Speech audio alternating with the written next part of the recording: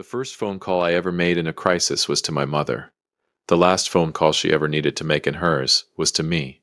That's not a coincidence.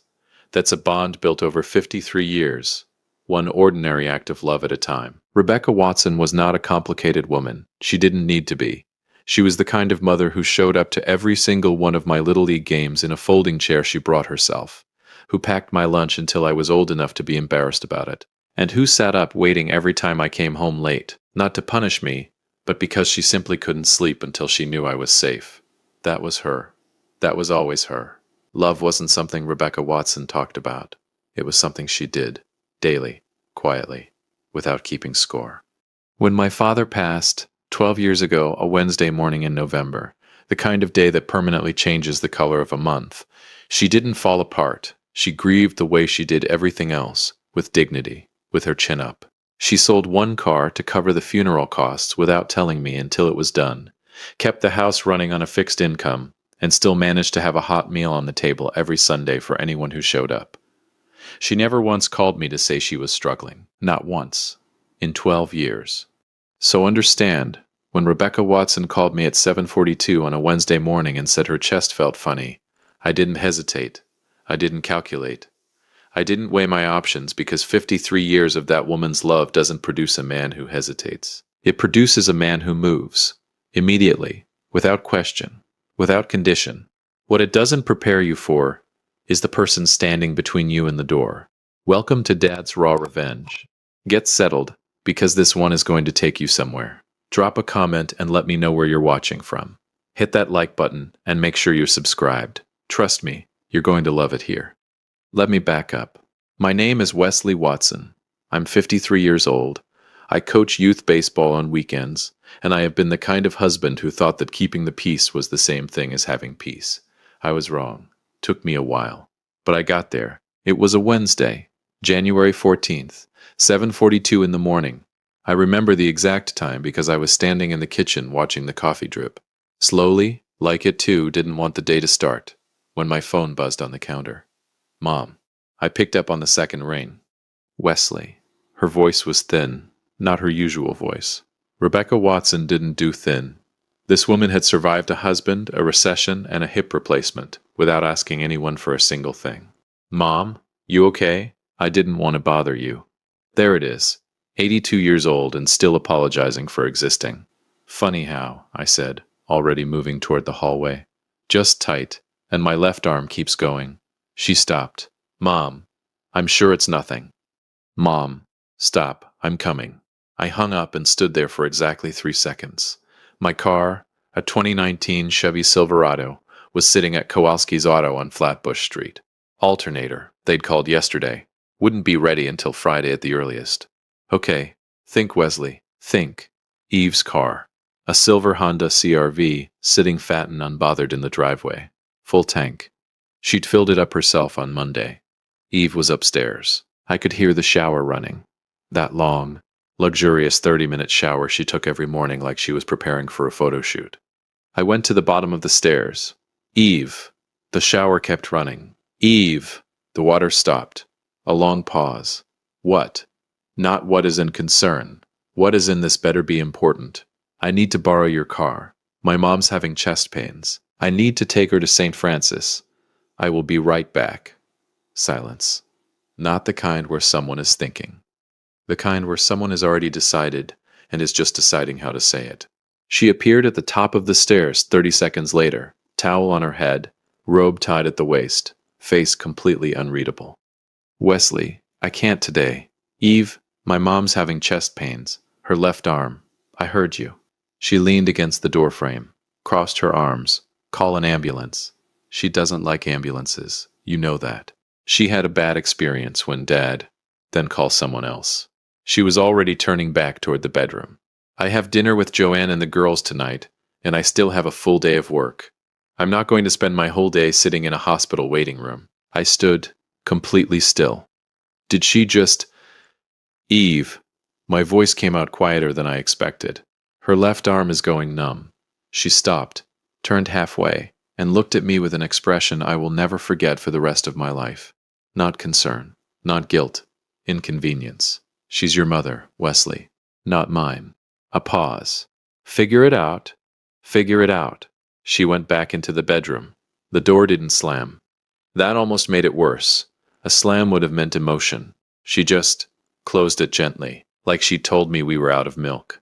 Like an 82-year-old woman's left arm going numb was a minor scheduling conflict she didn't have room for. I stood there for a moment. Just a moment. Then I pulled out my phone.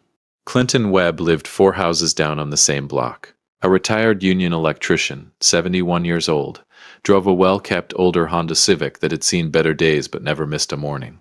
Just like its owner. He was the kind of man who still shook hands properly. He and my mother had known each other for over 20 years. He'd been at my father's funeral, front row. He picked up on the first ring. Wes. What's up, brother? Clinton, I need a favor. My mom's having chest pains. My truck's in the shop. Eve's car isn't available. Can you take us to St. Francis? Not even a pause. Give me 4 minutes. I'll pull up front. That's it. No negotiation. No conditions. No dinner plans to check. 4 minutes. I called Mom back immediately. I'm coming, Mom. Clinton's driving. You don't need to do anything, just unlock the front door and sit down. You hear me? Sit down. Wesley.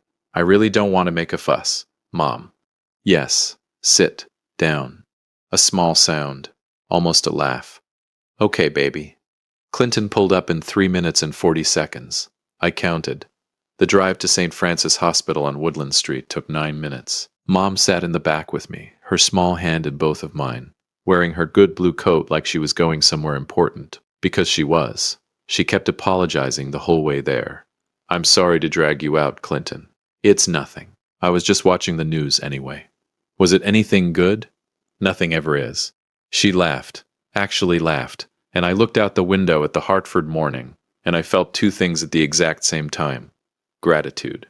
For Clinton. And something else. Something cold and quiet. For Eve. I didn't examine it yet. I just let it sit there. St. Francis was busy for a Wednesday morning. We checked in at the ER at 8:27 a.m. A nurse named Beverly, broad shoulders, no nonsense, the kind of woman who'd seen everything twice, got Mom into a room within 15 minutes. The doctor on call was a tall man named Dr. Raymond Cole. Calm voice. Deliberate hands. He didn't rush. Mrs. Watson, I want to run an EKG and check your enzyme levels. The symptoms you're describing, we don't ignore those at your age. Mom looked at me. Her eyes were asking me if she should be scared. Do whatever he says, Mom, I told her. She nodded. Then she reached up and touched my face. You came, she said, simply, like she hadn't been completely sure I would. That nearly broke me. Mom, I'll always come. She patted my cheek twice, lay back on the pillow, and closed her eyes. I sat in that waiting room for 2 hours and 40 minutes. Plastic chair, bad lighting, a TV mounted in the corner playing a game show on mute. I drank the worst coffee of my life from a machine near the elevator and didn't taste a single sip. Eve didn't text once. Not even, is she okay? At 11:04, Dr. Cole came out to find me. His face was measured, not alarmed, but serious. Mr. Watson, your mother had what we call a mild cardiac event, not a full heart attack, but her body was warning her. We want to keep her for observation, run a few more tests, adjust her medications. But she's stable? She's stable. She's also asking if there's a television in her room. I laughed, actually laughed. That's her. Can I go see her? Give us 20 minutes to get her settled. I sat back down, put my elbows on my knees, stared at the floor. Figure it out, Eve had said. Figure it out. While she went to dinner with Joanne and the girls. While her mother-in-law's heart was sending distress signals. I figured it out all right. I pulled out my phone and called Clinton, who'd waited in the parking lot the entire time like the man he was. She's stable, I told him. Thank God, he said. And he meant it. Clinton, thank you. Wes. His voice was firm, gentle. That's what people do. I let that sentence sit in the air for a moment. Some people. I stayed with Mom until 4 p.m. We watched half a game show, with sound this time. And she beat me twice at a word game she made up on the spot involving hospital equipment and state capitals. She was sharper than me on her worst day. Always had been. At 3:47, just before I left, she took my hand again. Wesley. Her voice had shifted. That thin morning voice was gone. This was her other voice, the one she used when she meant something. Yeah, Mom. Eve didn't come. It wasn't a question. I didn't answer right away. She had dinner plans. Just my name. That's all she needed. I looked at her. 82 years old. Blue coat folded neatly over the chair. Eyes as clear as they'd ever been. She went to dinner, Mom, I said quietly, with her friends. The words landed in that hospital room like something dropped from a great height. Mom didn't gasp, didn't raise her voice, didn't say a single word about Eve Watson. She just nodded slowly, looked toward the window. The afternoon light was hitting the Hartford skyline just right, gold and quiet and tired. She didn't say anything else, but I saw something move across her face, something that looked a lot like a decision. I kissed her forehead at 4:02 p.m. I walked out of St. Francis Hospital into the cold Connecticut air. Clinton came back to pick me. We drove home in comfortable silence. And somewhere on Blue Hills Avenue, with the oak leaves flying past the windshield, like the world was shedding something it no longer needed, I realized I wasn't angry at Eve. I was done. If you have been listening for a while, do us one quick favor. Subscribe. A lot of people watch without ever doing it, but it costs you nothing and it means everything to us. Hit the like button while you're at it, and drop your thoughts in the comments. Some people spend their whole lives making withdrawals from relationships they never bothered to deposit into. Eve had overdrawn for years. Thursday, January 15th, 6:58 in the morning. I woke up before the alarm. That's how you know something's sitting on your chest that sleep couldn't move. I lay there on my side of the bed, the left side, always the left. 11 years and I still slept like I was leaving room for someone who wanted to be there, and stared at the ceiling. Eve was still asleep. Hair spread across the pillow, breathing slow and even, completely unbothered. The woman could sleep through a verdict. I got up quietly, went downstairs, made coffee, yes, with the loud machine, and no, I didn't feel bad about it. Not even slightly. She chose dinner over my mother's left arm going numb. She could survive the coffee machine. I sat at the kitchen table and watched the morning come through the window over the sink. My phone was face down on the table. I flipped it over.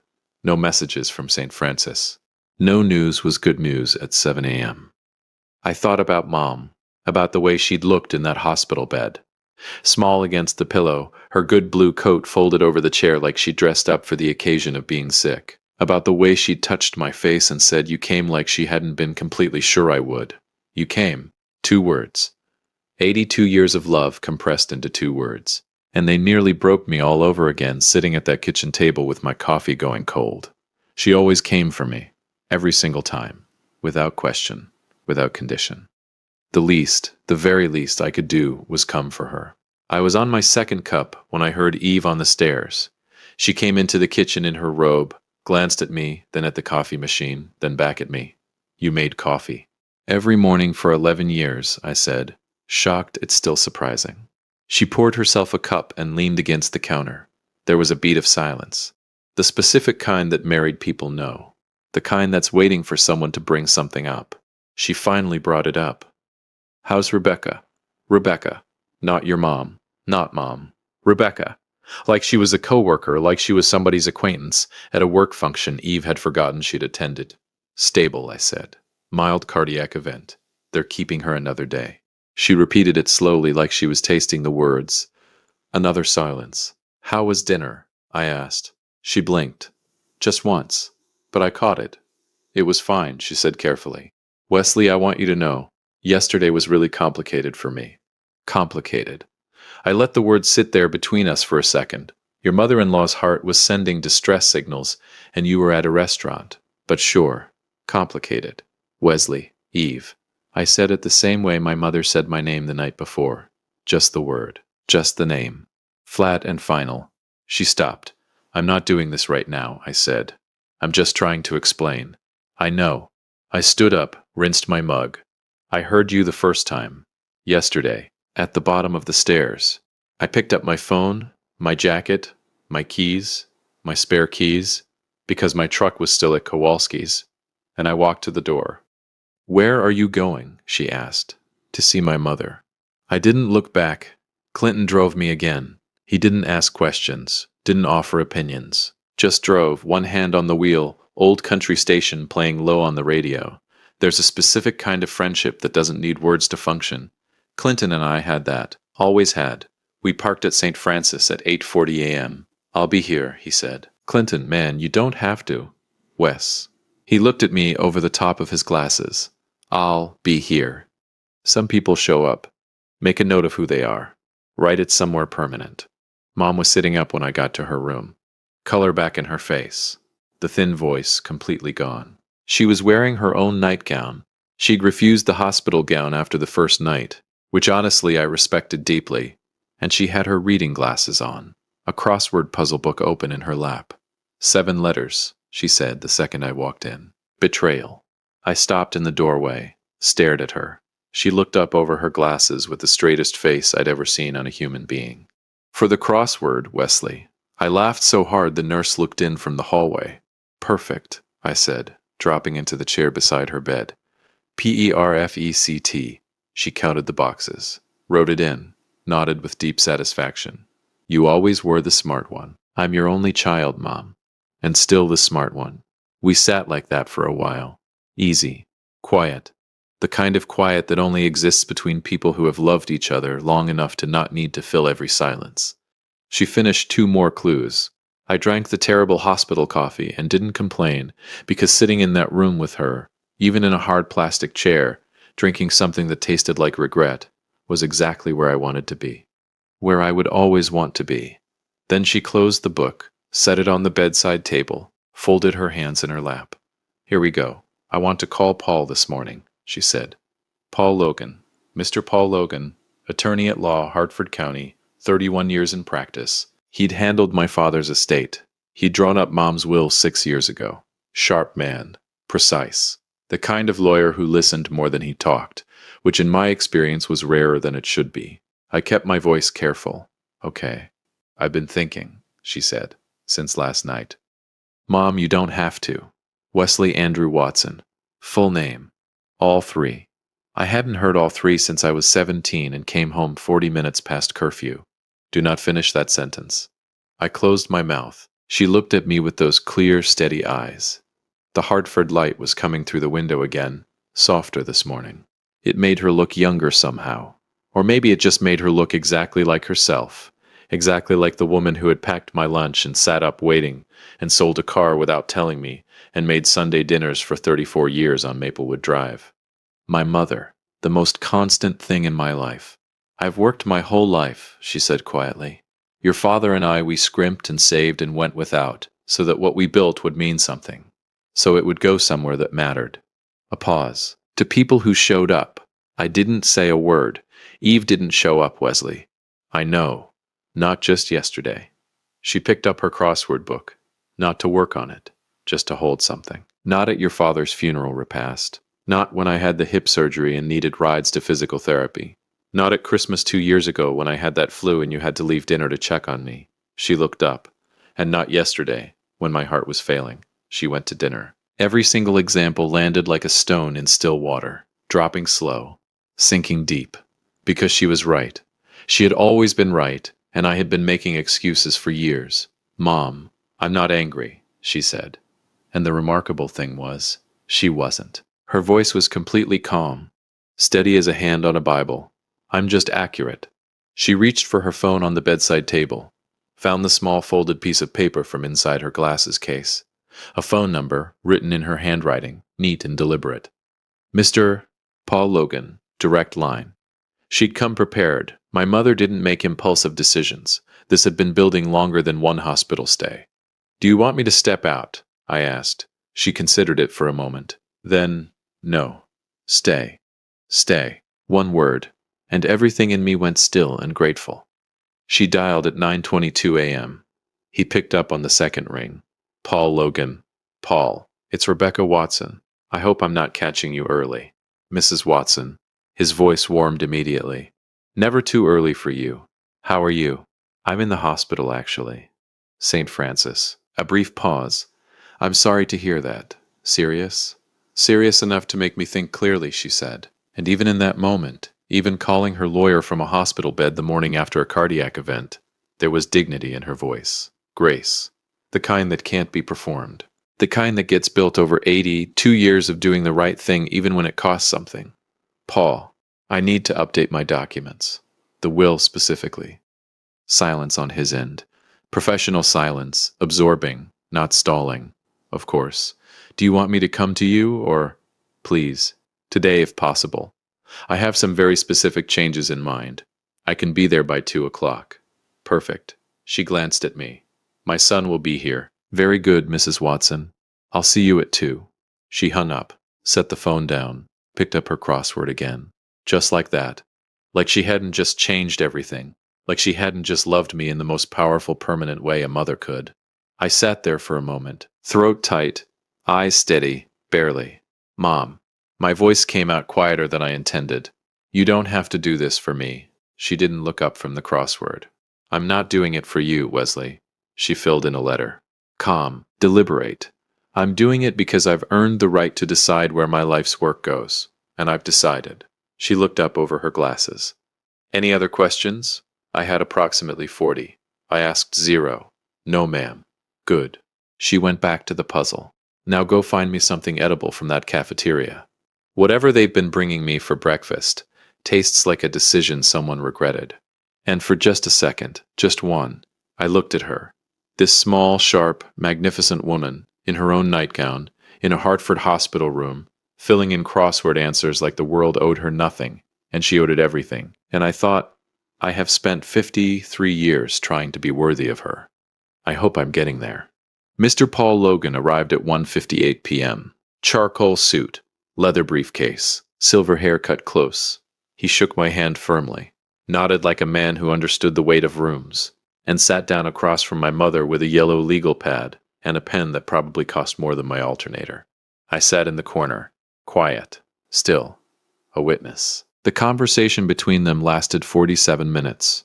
I won't put every word here. Some things deserve their privacy. But I will tell you this. By the time Paul Logan clicked his pen closed and tucked his legal pad back into that briefcase, the document that Eve Watson had been silently counting on for 11 years of marriage had been fundamentally, irrevocably, and legally rewritten. The house on Maplewood Drive that Mom owned outright, paid off in 2009, Wesley. The investment accounts my father had spent 30 years building. Wesley. The jewelry. The furniture. The 1967 Ford Mustang that still ran perfectly and lived under a cover in her garage. The car my father had spent 4 years restoring with his own hands. The car that smelled like him on warm days when you opened the garage door. Wesley. And $20,000 earmarked specifically for the Hartford Animal Shelter on Brainerd Road. Because Rebecca Watson had volunteered there every third Saturday for 11 years. Because that's the kind of woman she was. Eve's name appeared exactly 0 times. Not my problem, someone had once said. Turns out, correct. When Logan stood to leave, he shook my hand again at the door. Your mother, he said quietly, looking back at her across the room. Already back to her crossword, already unbothered, already completely herself, is one of the sharpest people I've met in 31 years of practice. I looked at her too. Yeah, I said. I know. I've always known. I left the hospital at 4:30 p.m. Clinton was around to take me home. I got in, closed the door. He looked at me, read my face the way old friends do, not searching for information, just checking that you're still standing. Everything okay? Yeah, I said quietly. Everything's exactly the way it should be. He nodded. Put it in drive. We pulled out of St. Francis and headed back toward Asylum Avenue. My phone was in my pocket, silent. Eve hadn't called once all day. She had no idea. Absolutely no idea. But she would. Friday, January 16th, 8:14 in the morning. I was at Kowalski's Auto on Flatbush Street when it started. My truck was finally ready. New alternator, oil change Danny Kowalski threw in, because our kids had played Little League together and that's what neighbors did, and a fresh set of wiper blades I hadn't asked for. I was standing at the counter signing the invoice when my phone buzzed. Eve. I let it ring. Not out of strategy. Not yet. I just didn't have anything to say. Nothing that would land the way it needed to. Not yet. I slid the phone back into my jacket, finished signing, shook Danny's hand, and walked out into the Hartford morning. The air was sharp and cold and completely honest. I started the engine, let it warm up, sat there watching my breath fog the windshield, and thought about Mom, about bringing her home to Maplewood Drive where she belonged, about getting her settled in her kitchen with her tea and her crossword and her dignity fully intact. That's what today was about. Not Eve, not the calls, not any of it. Today was about bringing my mother home. My phone buzzed again. Eve. Again. Then a third time. Then a fourth. Then a fifth. Something's happening. I pulled out of Kowalski's and headed toward St. Francis. I had a mother to bring home. She was ready when I got there. 8:53 a.m. Blue coat, small overnight bag packed neatly. Beverly, the nurse, walking beside her, and another nurse holding the mandatory wheelchair, hospital policy, completely non-negotiable. Mom had already argued and lost. With characteristic grace, she stood up from the wheelchair the second she cleared the automatic doors. "I can walk to my son's truck," she announced to no one in particular and everyone within earshot. I had a cardiac event, not a personality removal. Beverly laughed. The real kind, not the professional kind. She took Mom's hand in both of hers and held it for a moment. "You take care of yourself, Mrs. Watson." "I always do, baby." Mom squeezed her hand. "You're a good one. Don't let anybody tell you different." Beverly pressed her lips together. Looked like she was fighting something. Then she nodded and stepped back. Even in a hospital gown, metaphorically speaking, my mother left people better than she found them. I held the passenger door open. She climbed in slowly, carefully but independently, which mattered to her more than any medication, any instruction, any doctor's order. Her independence was the last thing she'd surrender, and we both knew it. I closed the door, walked around, got in. She looked at my phone sitting face up in the cup holder, lighting up every 30 seconds. Eve, Eve, Eve. 11 missed calls before 9 in the morning. Mom said nothing, just put on her seatbelt and smiled, faintly, out the window, like someone who had made a decision and was completely at peace with it. I got her home to Maplewood Drive first. The white colonial with the green shutters sat quiet and familiar at the end of the block. The house where I'd learned to ride a bike in the driveway, where I'd done homework at the kitchen table, where my father had built a life brick by careful brick, and left it standing when he went. The oak tree in the front yard had dropped most of its leaves. The porch was swept clean. The welcome mat said home in faded letters that had been there so long. Neither of us noticed it anymore. But I noticed it today. I got her inside, made her tea, the specific kind chamomile bag steeped for exactly 4 minutes because she'd told me once and I'd never forgotten. Checked the thermostat, checked the refrigerator. Went through the new medications from Dr.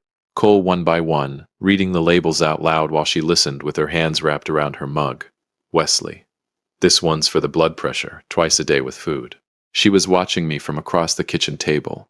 The table where she'd made every birthday cake, where she'd helped me with algebra, where she'd sat the morning after my father died, and held my hand without saying a single word, because some things don't need words. "Sit down," she said softly. I sat. She reached across the table and covered my hand with both of hers. Her hands were small, warm. The hands that had packed my lunch and buttoned my coat and waved from the bleachers and held mine in the back seat of Clinton's truck on the way to this same hospital 2 days ago. These hands had been showing up for me for 53 years. "I need you to hear me," she said. "I'm listening, Mom. What I did, the will. I didn't do it to punish Eve." Her eyes were steady, clear, no anger in them, no bitterness, just truth the way she always delivered it, plain and warm and completely unmovable. "I did it because it was right, because your father and I built something together and it belongs with someone who understands what building something together actually means." She squeezed my hand once. "You understand that?" I did. I understood it in my bones. And Wesley, her voice dropped just slightly, not softer, more deliberate. "I need you to think about your life, not about the money, not about any of this." She gestured vaguely at nothing, at everything. "About whether you are happy, about whether you are loved the way you deserve to be loved."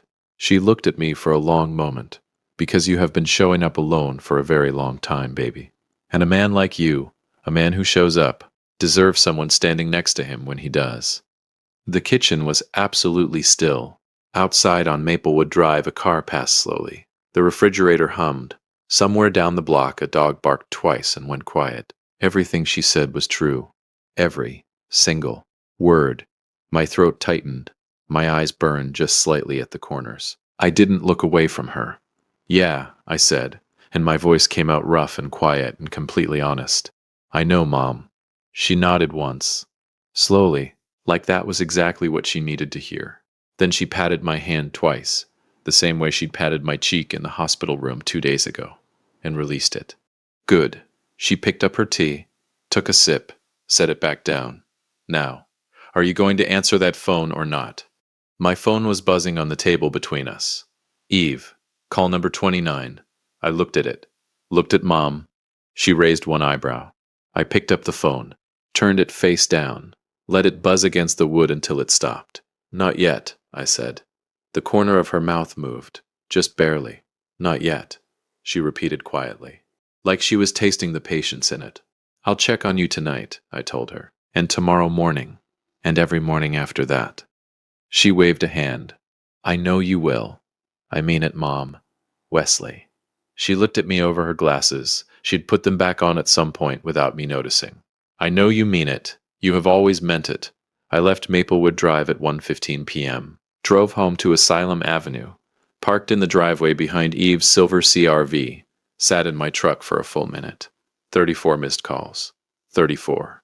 I went inside. Eve was in the living room, perched on the edge of the couch in her work clothes, both hands wrapped around her phone like it was the only solid thing left. She looked up the second I walked through the door. Her eyes were raw, sleepless. Something in her face had shifted in a way I hadn't seen before. The careful composure she wore like a second skin had cracked, and underneath it was something that looked a lot like a woman who had spent the entire day realizing exactly what she'd done. Good, said something quiet in the back of my mind. Stay there a while, Wesley. She stood up immediately. I've been calling you all day. I know, I said. I set my keys on the hook by the door, and I thought about Wednesday night, about my mom lying in that hospital bed with monitors on her chest and an IV in her arm, about the EKG, about the enzyme levels, about Dr. Cole's measured face telling me her body had been warning her, and about Eve's dinner, and the girl's type, about the breadbasket getting passed while my mother's heart stuttered in the dark. I let that sit in my chest for exactly 1 second. Then I looked at my wife. Did you know? Her voice cracked on the last word. About the will? Did you know she was going to? No, Wesley. I didn't know. I turned to face her fully. I found out with everyone else. She pressed her fingers to her mouth, composed herself. When she spoke again, it was quieter, more controlled. But underneath it, threaded through every word like a wire pulled too tight, was fear. Real fear. The kind that arrives when consequences finally catch up to choices. She took me out, completely. Paul Logan's office called to confirm the changes were filed, and Wesley, do you understand what that means? Everything we've been expecting. Eve. My voice was calm, steady as I'd ever heard it. I understand exactly what it means.